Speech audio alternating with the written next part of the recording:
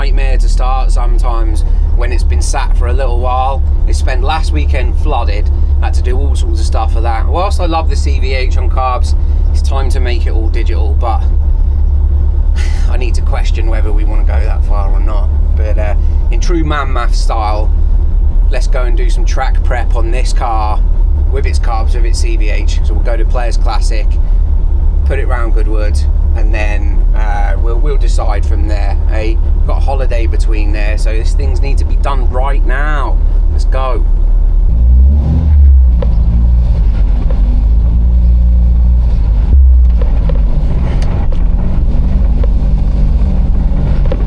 Ultimately, that's a decision to be made after what we do today. We're going to prep the little car for Players Classic. Just make sure things are right, make sure the pads are good, discs are good, make sure the oil's good, all fluids. Just, you know, the actual car is prepped, as you know. She's an ex-racing car, she's good to go. All the little maintenance bits that are up to me now, I just need to have a little look at them. And I have nowhere near the knowledge that the guy who built this car has, but we'll get there. I'm surrounded by people that, you know, are better than me at prepping stuff like this, and don't want to knock myself down too much. I've built a few cars, so I understand what's going on around here.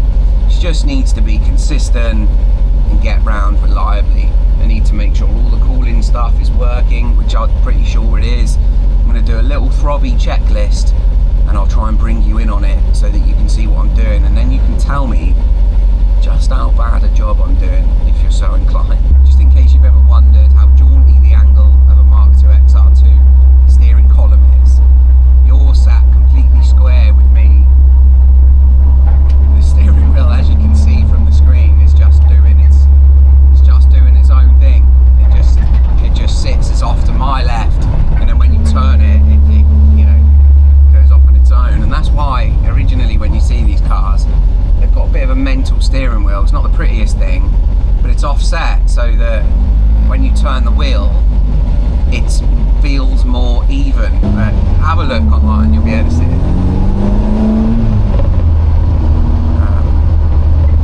One thing I never do in this car, because I'm always in harnesses, is set up my left mirror so I can see shit.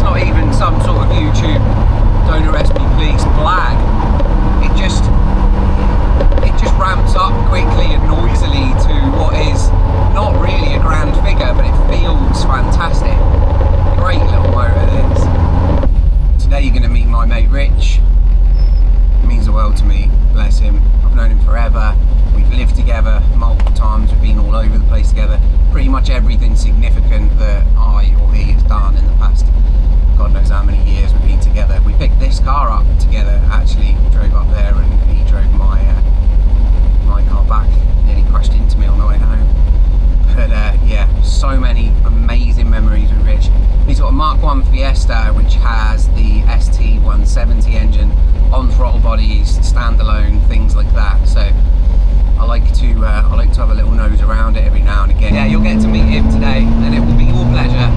He's a lovely, lovely guy. It's just so incredibly light. It needs like next to no power to get it going, and it's all diffed up, so every corner you do just pulls you out with both wheels. Wicked, mate. You want to see the van? There it is, look. you. It's right on my shit list, that van at the moment. Boost leak still isn't sorted. Wagner tuning haven't got back to me for about 2 weeks. Probably going to go to Forge where my guy Alex is going to sort me out because he's lovely. What a mare. This is what I was saying. It's a brand new piece of kit that just doesn't work. It just breaks all the time. Whereas this old boy, he might flood from time to time, alright? He might need a little bit of care and attention. But you don't mind. Because he's 40 years old, you know? Thereabouts. Let's go indoors, get this inside.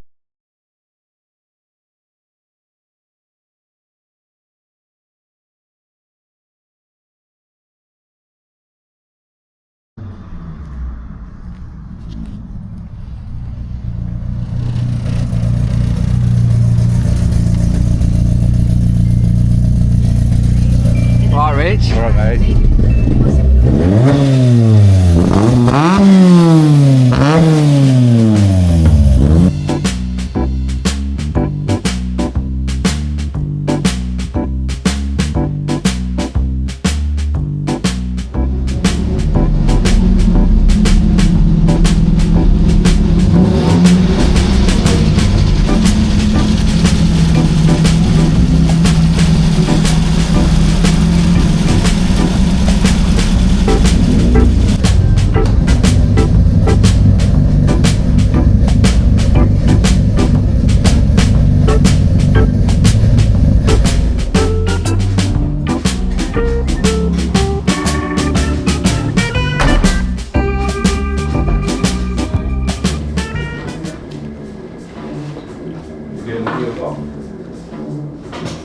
Do you know what the jacking point is on this?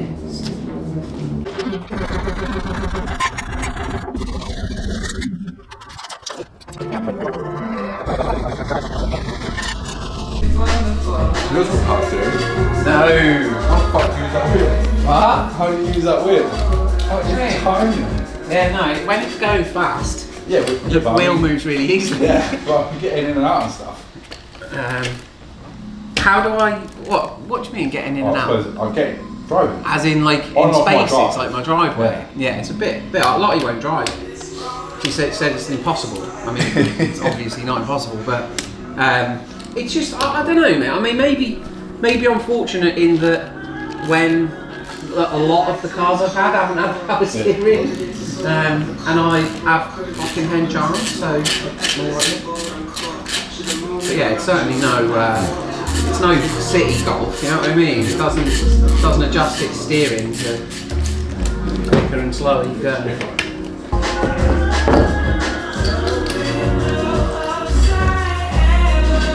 What else is on your agenda? This is, to be fair, this is probably the biggest bit, which is why I'm doing it first. I know it seems to have taken me ages, but I've been gassing on this. What's involved in me setting up pressure wash, jet wash? Yeah? What's involved in me setting up jet wash? Is it a load of bag? Not a load of ag. Matt's racing at 3 o'clock and I wanted to go and see it, and it's 2:30. I'm going to get there. No, you're going to be left now. 0.4mm lip. Mine. Was it? Might have been manually correct. Sorry, mate. Might have been correct for some good stuff. Yeah.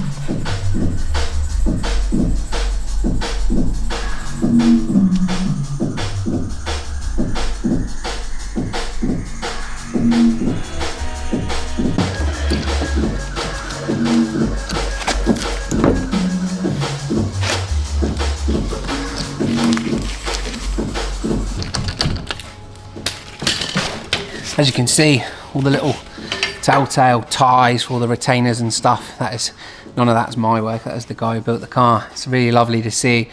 Now the pads are like new, which surprises me because I don't know the history of when they were last serviced, so it's obviously seen very few miles since the last time it was raced. Discs have got a 0.4mm lip, which is tiny, so they're perfectly fine, so that's great to see. I knew it felt good, and they get much better as they get warmer, so yeah, it's obviously very sort of track focused or race focused, and the car is just super clean under there as well. It's the first time I've had the wheels off The guys at the wheel specialist had them off to change the tyres, but I wasn't part of that process, so yeah, it's good to see. Put the other wheel back on, the other side's perfect as well. I've got a little bit of rubbing on the inner arches where the tyres are connecting, but I think it's the size of them. It's not meant to have a tyre that big on it, you know, and it sits quite low. So yeah, put the other side back together, put it back on the ground, fluids and stuff next. And then just a general check over. Let's go.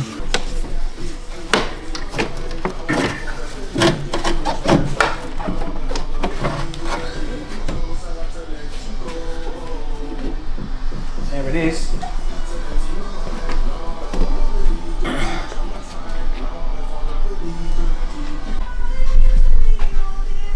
What are you looking for, Rich? Just be nosy at this point. Rich has been tasked with the job of finding the coolant leak. His car leaves a puddle wherever it goes. Only a little puddle, but still. I think it's the rad. I think the rad's going to have to be changed.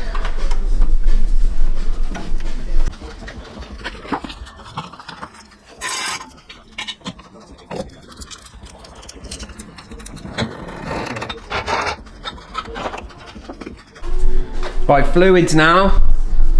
That's looking good, isn't it? That's looking nice and clean in there. There's a couple of little bits of like muck in the bottom of the thing, but I'm pretty sure that's a gauze and it's just catching shit from somewhere. But yeah, one thing I did notice though is the top of this feels wet. It feels like it's leaking. I don't know if you get a build-up of pressure when you're really standing on the brakes. I don't know, so I'm going to clean that off and use that as a telltale. See if that happens again. But for now, this old bad boy can go back on. This is a little bit tight, this. I don't want to break this plug socket. This plug socket looks like it's about to go. The thing with these old cars, someone somewhere figured out that all the bits are going to disappear one day, and now they charge you hundreds of pounds for a little plug socket like that. Dreadful behaviour. Okay, so we're below minimum. That I'm gonna say, I mean, it looks, it's a bit dark, but we're low on motherfucking oil. Get some 1040 from Halfords with Richard.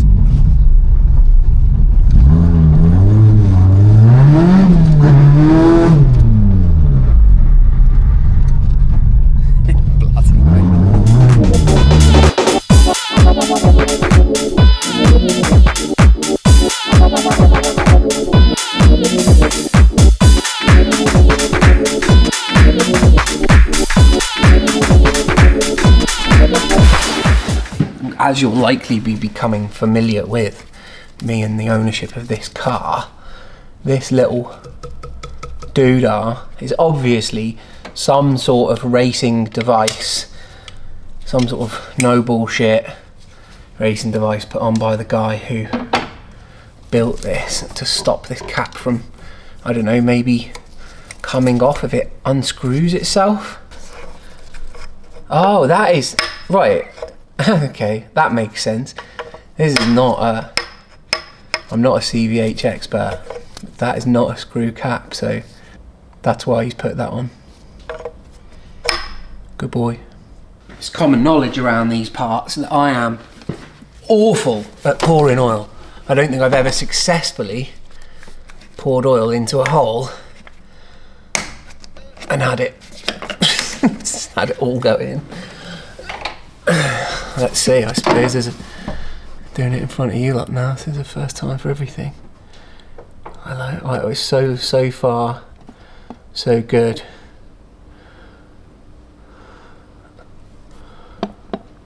Oh, look out. It's getting double lively.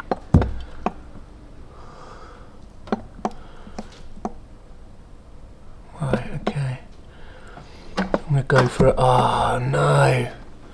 So this is 1040 and I don't know what's actually in this engine, so what I should be doing is a full flush, really, just doing an oil change. But what I don't have, I used to build a lot of cars. I've built a ton of cars. I've done a load of this before, but it was a fair while ago. What I haven't done for a while is an oil change, so I haven't actually got a drip tray or oil pan or anything like that. And I don't want to get involved in getting it back off the ground and doing all that, so I'm just doing a top up for now. CVH takes 1040. Some people have ran it on 2050, I don't know, but I can't see any harm in adding a sort of litre of 1040 for now, seeing how we get on. But as you saw from the dipstick, it was just on the minimum mark, so it was quite far away from the optimum cross between the min and max, and we should be good for oil. Minimum things left to check. Brakes are all good, brake fluid's perfect, other than the fact we had a bit of fluid on top. I have to figure that out. I think it might be coming out of this little plug thing on the top. Actual mechanically, pads, discs, everything was spot on. Really, really nice to see. Need a new rad. Coolant's perfect, even though it has got a coolant leak. But we can solve that. That's pretty straightforward. Just take this manifold cover off and swap the rad out. It's really easy on these. You just naturally have to do a coolant sort of swap anyway then. And then, yeah, we should be good to go. Don't know how to test the fire suppression stuff without actually fully engaging the thing, so I'll make sure the cameras are running for that one day. Fuck knows what's going to happen there. But yeah, I need to update all that stuff anyway, because the fire extinguisher needs recharging and recertifying and stuff like that. But this was a competitive race car, whereas it will never really be a competitive race car with me. I haven't got the techers, I haven't got the time. It'll only ever be a fun sort of track thing, so I might even, you know, if you remove it, it'll just go on fire. I might just leave it in there and hopes and dreams that fire extinguisher-y stuff doesn't turn flammable when it goes out of date, because that would be fun, wouldn't it? Right. No gunky shit in here though. No mayo or anything like that. It's all pretty lovely. Let's check the level now. See the old throttle.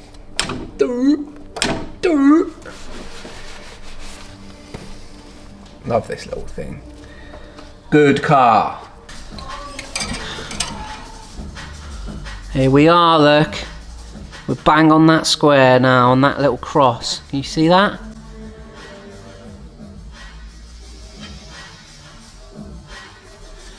Jobbers. Oil's really mucky, so it needs an oil change really. We'll get that done. We'll get that done at the same time as we get the gearbox oil done. I might try and sweet talk Ollie into doing this when I'm on holiday next week. Which is next week to me, but it's probably about 6 weeks ago to you, because I don't get these videos out quite as quick as YouTube's algorithm would like me to. Come on, mate, just this fucking dipstick, just go in the hole. It's your only job. Boom. This back in. Find the Allen key that I was using, because I can't see that anywhere. Oh yeah, there it is. Is this CVH owners, if any of you out of the 7 people that will actually watch this video know, is this an OEM part that I'm bolting on here, or is this something that the guy, Captain Racy, Ducati John, who built this car, is this something that he's done so that this doesn't blow off? It doesn't make sense to me that it would be a friction fit part. Every other than obviously the XR2 I had when I was younger, every other car I've had, and my Series 1 RS Turbo, which I'll show you now, I don't think had this. It seems a very cheap and easy and effective mod for blowing that off. You know, you're not going to get tons of, all of your engine oil isn't going to come out of here, but it will create some crazy crankcase freedom. I don't actually know what effect that would have, if I'm honest. Right, let's go and put a green tick next to oil where there is currently a red cross.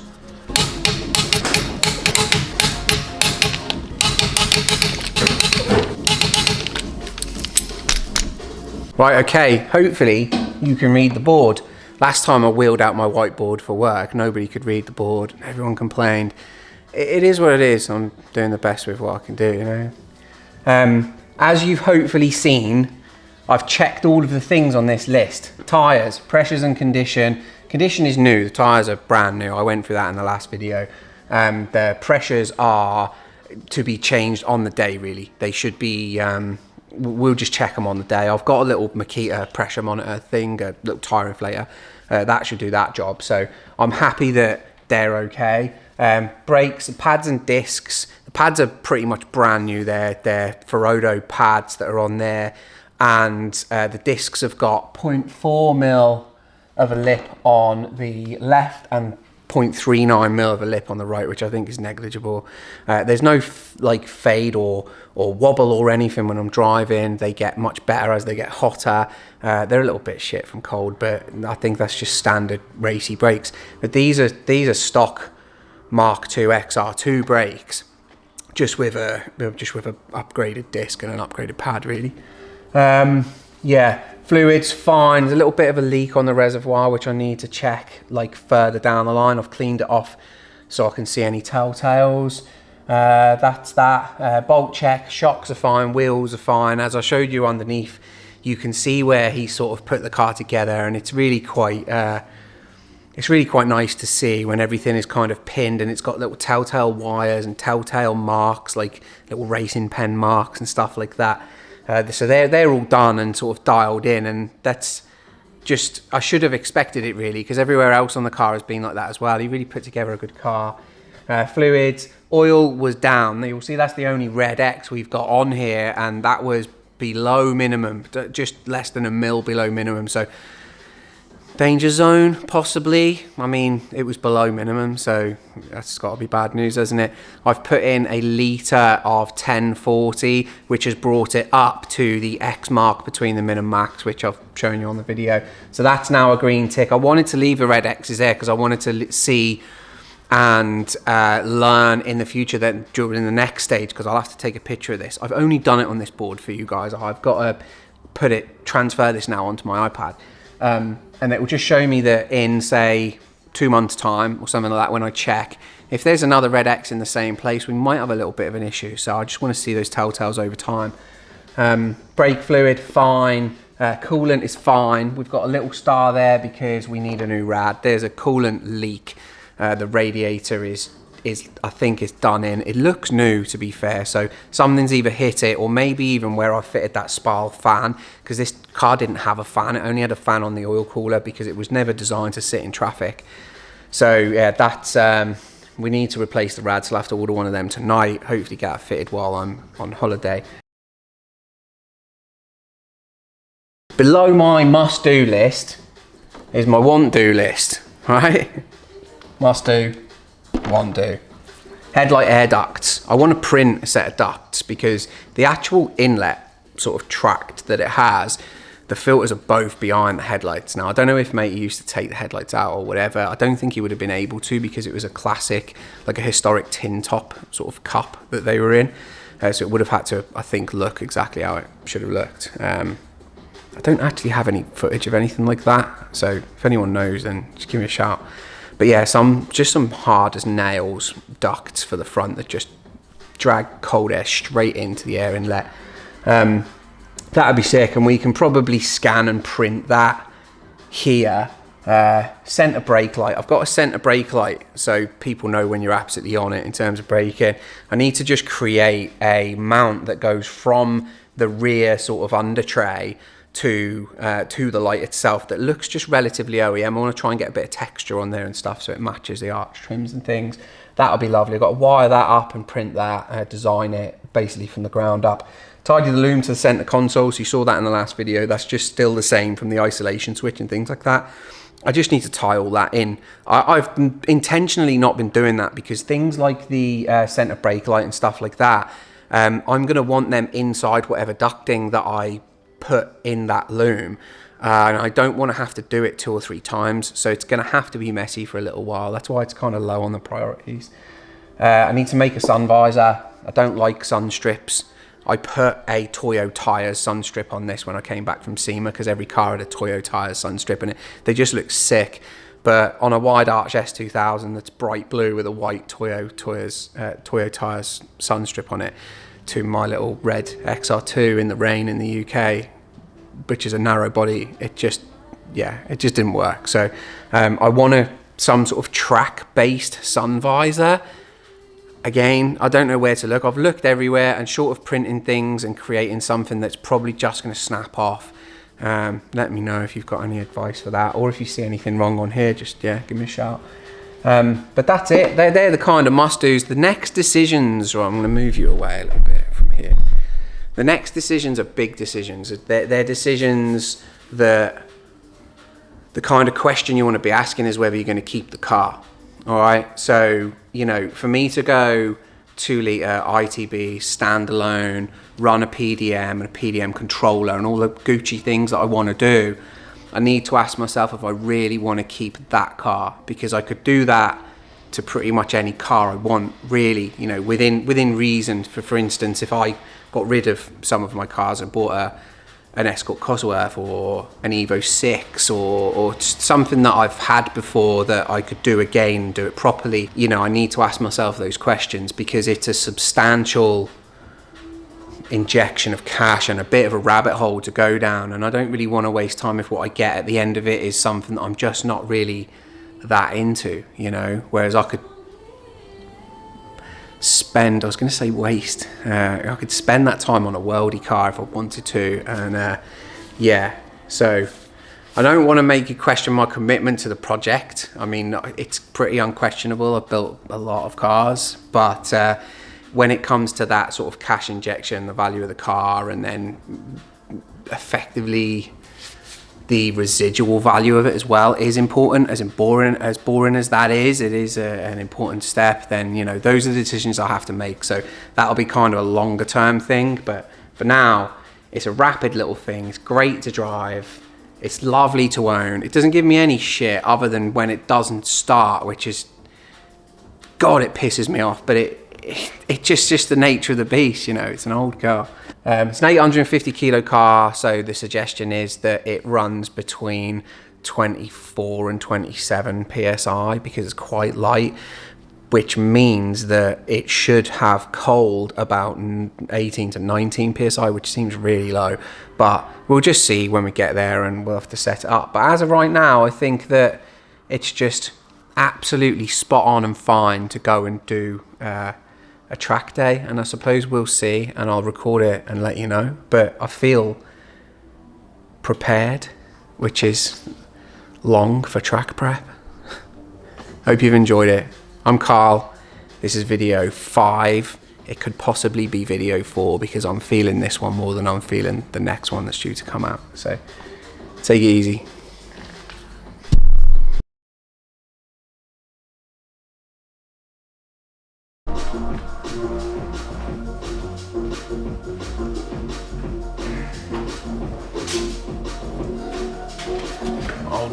Nunu back on.